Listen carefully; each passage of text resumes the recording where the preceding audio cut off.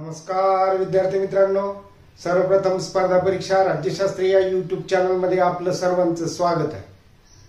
आज आपण स्पर्धा परीक्षेच्या संदर्भात आपण ज्या वेगवेगळ्या करिअर मार्गदर्शन खाली टिप्स पाहत आहोत, त्या टिप्स मध्येच अभ्यासाच्या संदर्भात ज्या चुका होतात त्या चुकाबद्दल आपण काय करू शकतो याबाबतची माहिती घेणार आहोत। मागील व्हिडिओज मध्ये या पद्धतीच्या माहितीचा तुमचा जो काही प्रतिसाद आहे त्या प्रतिसादाचाच हा उत्तरार्ध आहे, हे लक्षात असू द्या। विद्यार्थी मित्रांनो, आपण अभ्यास करतो, तो अभ्यास करत असताना बऱ्याच वेळा आपल्याकडून चुका होत असतात। त्या चुका का होतात, कशा होतात, कोणत्या परिस्थितीमध्ये होतात, या सर्व गोष्टींची कारणे ही भिन्न भिन्न जरी असली तरी ती प्रत्येकासाठी लागू होणारी गोष्ट आहे। कारण कोणत्याही क्षेत्रामध्ये आपल्याला जायचं असेल, त्यासाठी अभ्यास करावायचा असेल तर त्या अभ्यासामध्ये काही चुका अपेक्षित असतात आणि त्याच चुकाच्या माध्यमातून आपल्याला बोध घेणं सुद्धा महत्त्वाचं आहे। आणि तो बोध घेण्यासाठी काय करावं लागेल याच्याबाबतच्या स्पष्टीकरणाचा साधारणपणे हा अर्थ पाहणे, त्या माध्यमातून पुढे जाणे आणि आपण आपल्या ट्युटोरियल मध्ये सुधारणा करणे हा एक दृष्टिकोन आपण स्वीकारावा। त्यासाठीच या व्हिडिओचा या ठिकाणी भाग देत आहोत। अगोदरचे व्हिडिओ जसे तुम्हाला पाहणं आवश्यक आहे, त्यासाठी हे चॅनल सबस्क्राइब करून घेणं आवश्यक आहे। आलेलं बेल आयकॉन प्रेस करा। सर्व विद्यार्थी मित्रांना हे व्हिडिओ शेअर करा आणि कमेंटच्या माध्यमातून फीडबॅकची नोंद करा, म्हणजे अशाच पद्धतीच्या नवनवीन व्हिडिओची निर्मिती तुमच्यासाठी मला करता येईल। जर आपण अभ्यास करत असाल किंवा अभ्यास करू इच्छित असाल तर या चॅनलवर तुम्ही सतत कनेक्ट राहणं हे अत्यंत गरजेचं आहे। कारण अभ्यासामधील चुकाच्या संदर्भात आपण वेगवेगळ्या पद्धतीची माहिती देतो आणि ती माहिती आपण ग्रहण करतात असं गृहीत धरून पुढील विश्लेषण आपण करत असतो। आजचा हाच मुद्दा आपल्या समोर लक्षात घेणं आणि त्याचा विस्तृत स्वरूपात तुम्हाला माहिती होणं हा उद्देश आहे। आपण असं पाहतो की कुठल्याही क्षेत्रात प्रवेश करण्यासाठी, मग ते वेगवेगळ्या स्पर्धा परीक्षांच्या माध्यमातून एखाद्या पदापर्यंत पोहोचणे असो किंवा करिअर साठी आपल्याला जो काही कामधंदा उद्योगधंदा करायचा आहे त्या संदर्भात काही बाबी असो, चुका ह्या होणारच। म्हणजेच त्या चुका मुख्यत्वे करून अभ्यासामध्ये असतात। त्यासाठी प्रथम आपल्याला काय करायचं आहे तर आपल्याला आपली चूक मान्य करायची आहे। जोपर्यंत ज्या ठिकाणी म्हणजे ज्या स्टेजला आपली चूक झालेली असते, उदाहरणार्थ आपण अभ्यास करतो परंतु अपेक्षित गुण आपल्याला मिळत नाही, त्यावेळेस आपली कुठे ना कुठे चूक झालेली असते हे आपल्याला माहित असतं आणि ते फक्त त्याचं उत्तर आपण म्हणजे आपणच म्हणजे स्वतःच सांगू शकतो। ही चूक आपणच मान्य करू शकतो, कारण की ती दुसऱ्याकडून मान्य करून घेण्याची बाब नाही, हे लक्षात असू द्या। कारण की दुसऱ्यांना फक्त आपल्याला कमी गुण का मिळालेले हेच दिसत असतं, मात्र त्यामध्ये कोणती चूक झालेली आहे ते दिसून येत नाही।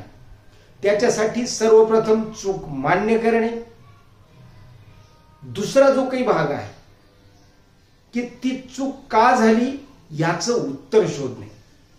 आपण पाहतो की एखादी चूक जरी आपण मान्य केली आणि एकदा ती मान्य झाल्याच्या नंतर ती का चूक झालेली आहे याच्या उत्तरापर्यंत जर जाऊ लागलो आपण तर आपल्याला निश्चित पुढे जाण्यासाठीची संधी प्राप्त होते आणि त्या संधीसाठीच आपल्याला हा प्रयत्न करायचा आहे।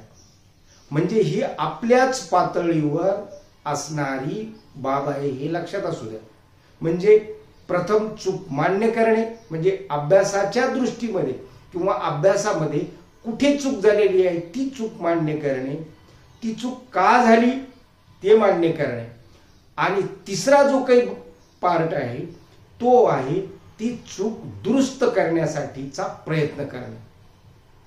म्हणजे या 3 ज्या काही गोष्टी आहेत अभ्यासामधील चुकाच्या संदर्भात जर आपल्याला लक्षात आल्या, त्याच्यासाठी आपण प्रयत्न केले आणि जर आपल्या चुका दुरुस्त करत गेलो तर एक नाही एक दिवस 100% आपल्या प्रयत्नाला यश प्राप्ती येते आणि त्या यश प्राप्तीसाठी आपणच तो प्रयत्न करू शकतो.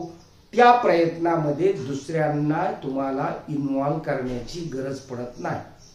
म्हणजे थोडक्यात काय, तर आपल्याला अभ्यास करायचा आहे, आपल्याला पुढे जायचं आहे, त्यासाठी मग इच्छित यशापर्यंत जाण्यासाठी जो आपण अभ्यास करतो त्या अभ्यासामध्ये मागील जो काही आपला अनुभव आहे त्या अनुभवाच्या माध्यमातून ज्या ज्या स्टेजवर आपल्या चुका झाल्या, त्या चुका का झाल्या आणि त्या सुधारण्यासाठी आपण केलेले प्रयत्न, या 3 गोष्टींचा सर्वंकष जर विचार करू लागलो तर निश्चितच आपल्या प्रयत्नांना आपण यशामध्ये फलद्रूप करू शकतो.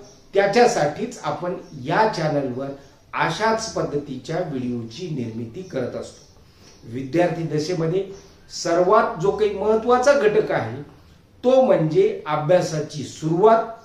भलेही त्याच्यामध्ये पुढे चुका होत जातील आणि त्या आपण दुरुस्त सुद्धा करू शकतो.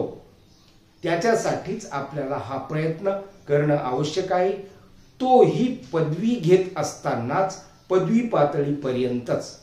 म्हणजेच पुढील दृष्टीने ज्या ज्या पद्धतीने आपण विचार करू त्यासाठी हा स्वय अध्ययनाचा हा भाग आहे. प्रत्येक विद्यार्थ्याने हा भाग लक्षात घेतला पाहिजे आणि आपल्या दृष्टिकोनामध्ये आपण बदल करण्याचा प्रयत्न केला पाहिजे. त्याच्यासाठीच आपण आपल्या चुकाची दुरुस्ती करणं हे सुद्धा शिकलं पाहिजे. ती चूक मान्य करणं शिकलं पाहिजे आणि ती चूक का झाली याची कारण मीमांसा करणं सुद्धा आपण शिकलं पाहिजे.